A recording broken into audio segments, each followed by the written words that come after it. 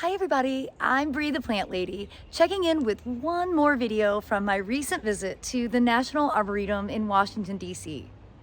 After I made my first 3 videos featuring cherries, magnolias, and camellias, I still had so much extra footage of other random plants that dazzled me, including their Corylopsis collection, that I thought it would be worthwhile making one more video just to continue to inspire you to recognize the value and importance of the collection that's grown there.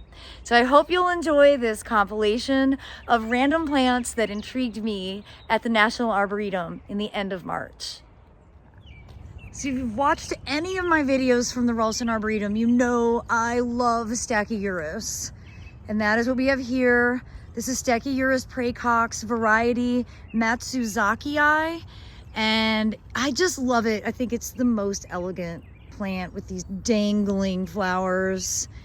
I don't have any of this in my garden. I used to. I think it got too wet back in the olden days when we were getting a lot of rain. I need to get more. It's just such a cool plant. Well, I would fail on my plant ID exam. This is actually Lindera, not Cornus. And I love Lindera. This is obtusifolia, a species I don't have any familiarity with, but nice yellow flowers that are really just starting to open. And then over here, we have a fabulous small, probably recently planted witch hazel. And Hamamelis are one of my favorites. What exactly do we have here? This is Aphrodite. Oh, and the fragrance is amazing. Here we've got Pieris. This is a plant I love. Oddly, I don't have this at home. I don't know why, but this makes me want to get some. And now we're leaving the Camellia collection and just sort of coming into the Asian woodland, which of course are plants that I have a fair amount of emotional connectedness to, because this is what I specialized in as a propagator. Asian native broadleaf evergreens, very specifically. So here's a beautiful camellia. I'm not sure which one this is, but the flowers are really intricate. Super cool. Does it have a label? Yes. Flora to the rescue. Catherine Allen. Catherine Allen. I am not familiar with that, but a beautiful formal double flower. Here we've got a beautiful Stewardia. This is Monodelpha, really awesome, you know, orangey, cinnamon colored bark. It's just starting to leaf out. These have beautiful flowers in the summer. They're in the same plant family as Camellias, the Theaceae family. There's another fantastic specimen that just can't beat Stewardia. Let's see what species is this one? This is a hybrid. Okay, so I'm not really sure, but really so outstanding. When I was here in December and I was walking around with Dr. Olson, the director, he had all these great stories because he did his master's, I think he did his master's or PhD on Stewardia. So nice to see these represented here. I wish Stewardia and Styrax were more available in the trade. Because now that we're dealing with crepe myrtle bark scale, the people want interesting bark.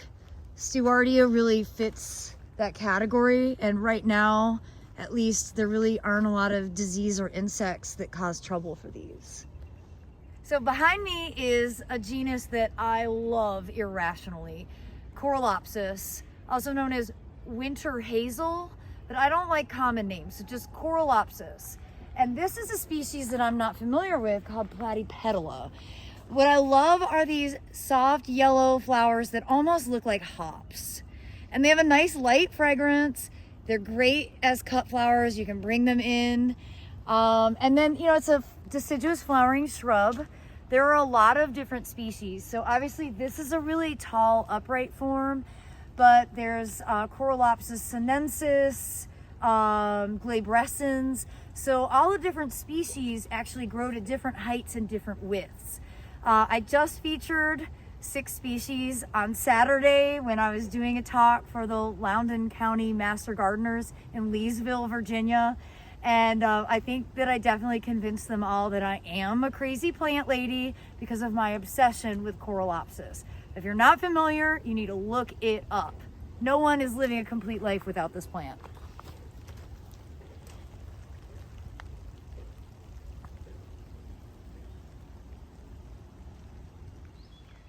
All right, so I had promised Flora that we were going to be done, but then I was like, no, we have to go see more Corylopsis. But this really demonstrates the diversity of height and like ultimate size within this genus. So let's see here, we've got Corylopsis passiflora. So this is obviously much smaller. The flowers are smaller. The tree itself, or the shrub itself, is obviously no pruning being done. This is a really good example of ultimate sizes without a lot of maintenance and manicuring. So this is nowhere near as large as the platypetala that we were just behind. What we've got here, again, I hesitate to just say that I know when there are good labels. This is another passiflora. So a little larger than that one, and I'm assuming these would have probably been seed selections, straight species seed selections, which makes me think this is probably also passiflora. It sure is. So diversity just within these three specimens. And like my job as a propagator would be, I would come in and I would say, I want to propagate from the smallest one because that's going to be the most home gardener friendly. And I wouldn't get cuttings from these. I would get cuttings from the plant that has more of a dwarf characteristic. And then it's possible that you could put a cultivar name on that one that's smaller because that is a genetically distinct differentiation. Now here we've got a nice little grove of Corylopsis spicata. And obviously this is significantly larger compared to glabrescens. And even the flowers are longer, the trunks are larger, so everything about it is significantly bigger. Again, that is a species distinction. So Flora is modeling the ultimate size of Corylopsis vechiana, which is actually a species I'm not familiar with. I've not grown this. It's really showy. You know, we saw this when we first pulled into the parking lot and I was like, oh my God, it's Corylopsis season.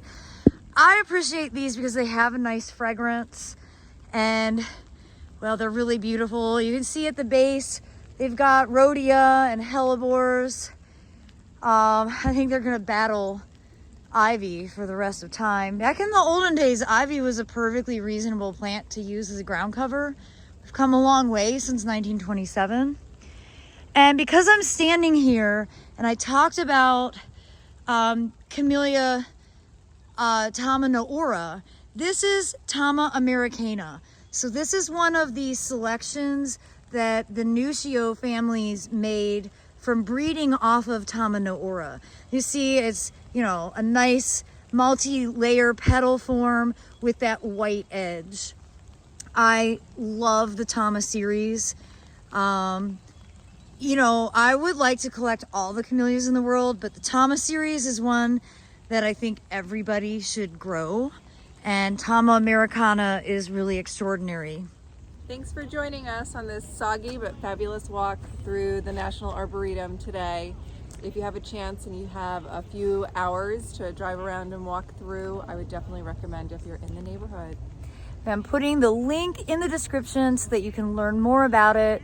And really, the garden is beautiful year-round, but spring is a magical time here. It's free admission, and you won't ever be able to see it all. So plan to come back many times. Now that Flora lives in DC, this is going to be your new special hangout. Yeah, I'll be a regular. If you need to find me, I'll be here. Everybody, thanks so much for watching. I hope you've enjoyed our soggy tours here from the National Arboretum. Have a great one and happy gardening. Well, I hope that you will be inspired to visit the National Arboretum on a beautiful sunny day to fully take in all of the wonderful plants that they have growing there. As always, thanks so much for watching and happy gardening, everybody.